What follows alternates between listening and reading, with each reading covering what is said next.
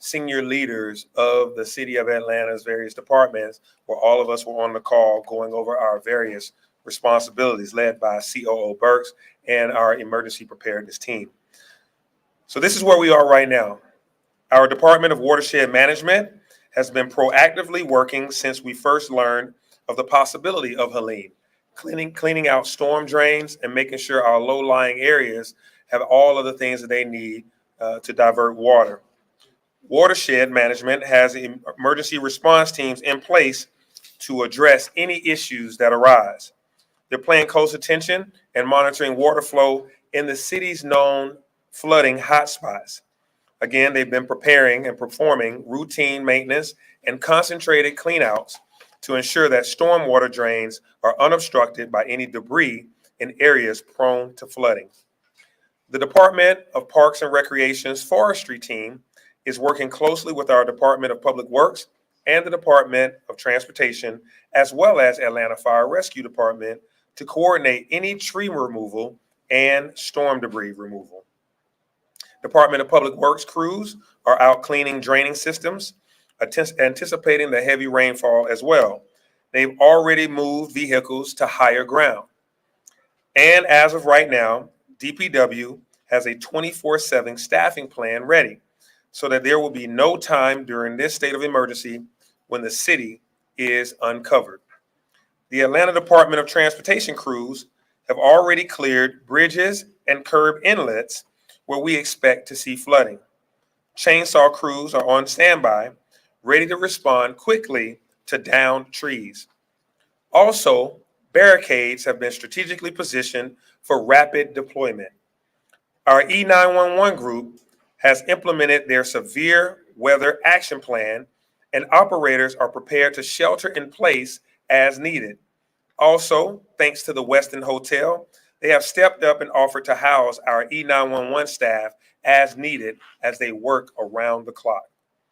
Atlanta Fire Rescue Department is prepared to assist with everything from swift water rescues to downed tree removals if necessary. They've got their vehicles fueled up and ready to go. And the Atlanta Police Department is prepared to respond to any safety emergencies throughout the storm. Chief Shearbaum has already deployed extra supplies to precincts, and shelter-in-place locations are being identified for essential staff.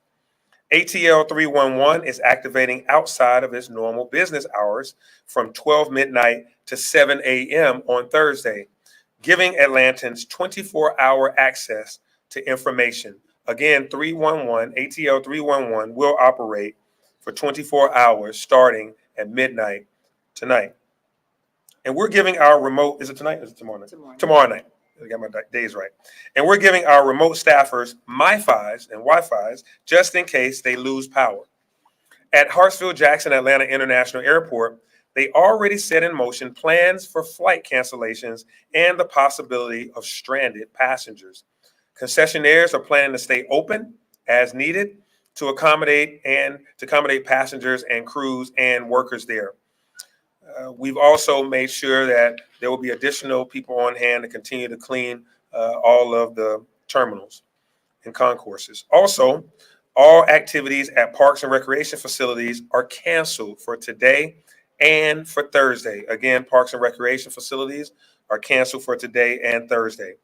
We will have a comprehensive list of openings and closings and schedules on atlga.gov. Again, that's atlga.gov, our website.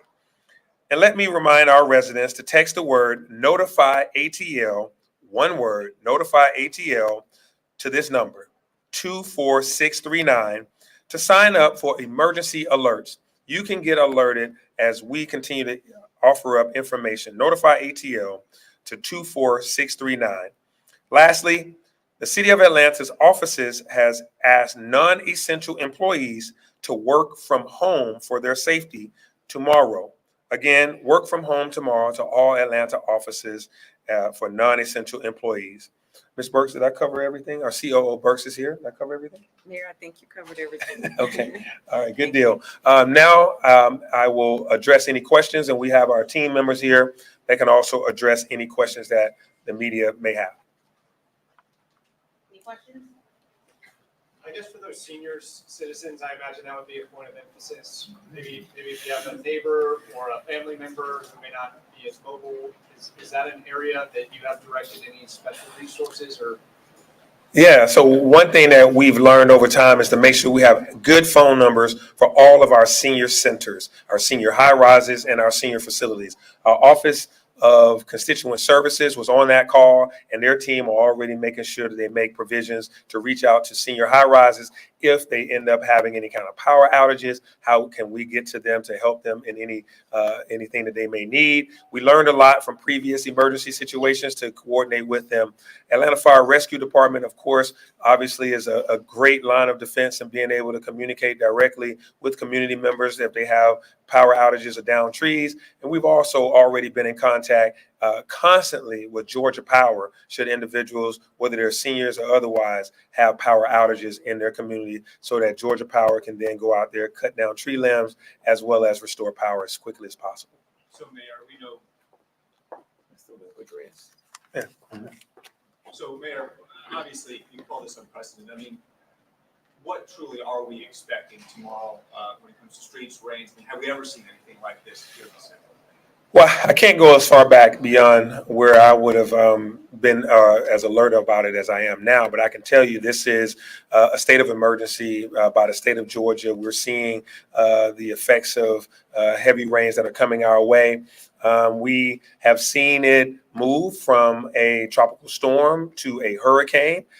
There were some estimations earlier that it was just going to be a tropical storm. Now it is indeed a hurricane. And this is, and you know, let me not get too far out on a limb, Felipe and Asher, but this is the culmination of two storms at once. There's one that's, of course, coming from the Gulf and one that's coming from the West.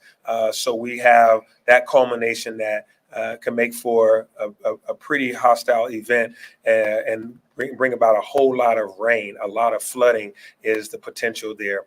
High winds are also of concern. We've seen these in times past. So we're asking everybody to think about everything that you have, from your pets to your patio furniture to any kind of thing that's outside. Think about events that you may be planning for tomorrow afternoon, tomorrow evening. With high winds, heavy rain, you may want to postpone those events and make sure they either move indoors or that you postpone them altogether. So this is, while it may be unprecedented, it's definitely a set of events that we take very seriously and want to make sure that our residents, businesses, and visitors prepare for. Mayor, have you looked at any past events to help inform you on how to prepare for this one? I mean, I know like last year around Atlanta University, there was some flooding there. Yeah. So maybe that's been a point of focus to go back into problem areas in the past. Vine City, they've had historic flooding in the past. The city's taken measures to shore up some of that. Do you use past events to help prepare for this? Absolutely. We use past events as the ones that you've mentioned. Atlanta's hilly. We're a city of 1,000 hills, as it's been called before.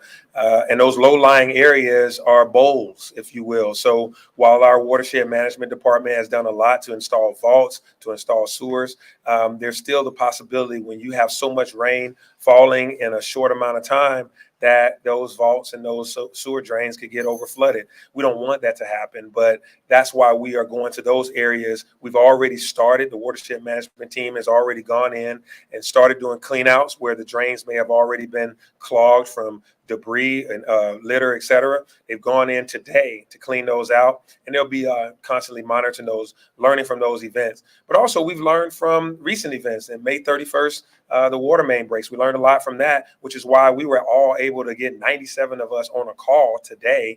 And also on that call, most of the departments were already had their pre-event planning models, had their preparations. They didn't have to be told what to do. They were already prepared based on the preparations from our emergency preparedness team. Question again? Sorry, yeah, realizing all the preparation you've done, given how unprecedented this is, how much are you sweating it now going into Well, you can't predict the weather. If we did, we wouldn't have, these big weather swings that we have. I wish that we, would have this thing just quell and it go away. So my deal is we have to get prepared anyway for whatever may come. So we prepare for the worst and hope for the best. And so for us, we are getting everybody ready. This whole team here, we know that we're opening a joint operations center tomorrow morning at 7 a.m. Each department will have a representative right there, all looking at the same set of screens about weather patterns, looking at street cameras to see what the street conditions are. Our non-essential employees will be working from home, and our essential employees will be out and about on the streets of Atlanta, making sure people are safe. So I'm not sweating it because I got a whole bunch of other people that's going to be sweating it, and they'll be giving me updates throughout the night and throughout the day. But I think we're much better now than we've ever been to be prepared for these things. Last question. Mayor, do you know what's going to be done to reach out to the homeless communities so these people may not even know the storm's coming?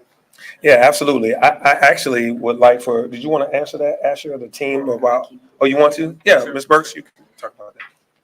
Sure. Thank you for the question around our unhoused population in the city of Atlanta.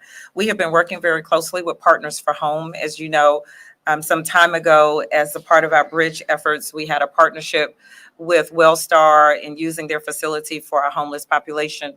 We have requested and been approved of an extension of that with Wellstar.